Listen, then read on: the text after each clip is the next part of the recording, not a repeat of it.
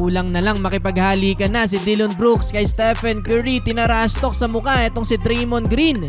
Ejected si Stephen Curry, nagalit kay Jordan Poole. Rematch sa pagitan ng Golden State Warriors at ng Memphis Grizzlies. Huling laban nila, hinambol ng defending champ etong mga batang trash talker ng Memphis. Opening quarter, ramdam agad ang mainit na laban kung saan nauwi lang sa low scoring 24-22.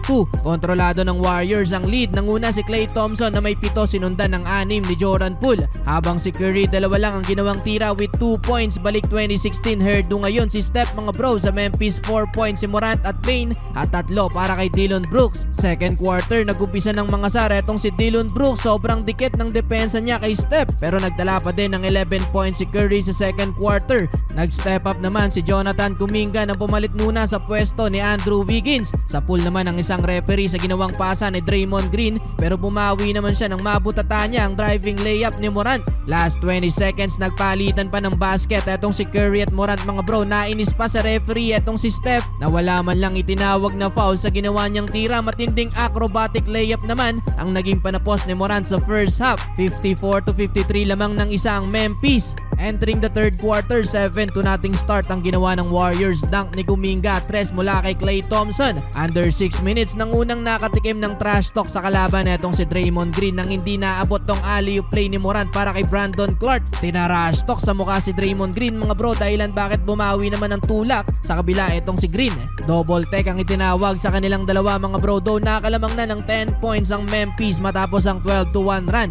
Buti na lang to the rescue etong si Stephen Curry, 2 3 points ang naipasok, yung isa may kasama pang foul. Sa harap mismo yan ni Ja Morant. Nag-take over sa third quarter etong si Stephen Curry, 11 points ang naitala mga bro. Baba sa 6 ang kalamangan ng Memphis, 96-90. Well, fourth and final quarter, nabuhay ang opensa ni Jordan Poole. Kanya galing ang first 7 points ng Warriors sa fourth quarter. Gigil na gigil naman si Draymond Green nang mabutata niya ang tira ni Jackson Jr. Unti-unti na ding bumalik ang opensa ni Klay Thompson. Under 5 minutes, 5 straight points mula kay Klay na nasundan pa ng wing 3-pointer ni Stephen Curry. Baba sa 4 ang kalamangan ng Memphis, 111-107. Tuloy-tuloy ang momentum para sa Warriors. Big break pa yung pagkaka-eject ni Jackson Jr. under 2 minutes. Unstoppable na naman si Stephen Curry mga bro, naitabla niya sa 130 ng talaan.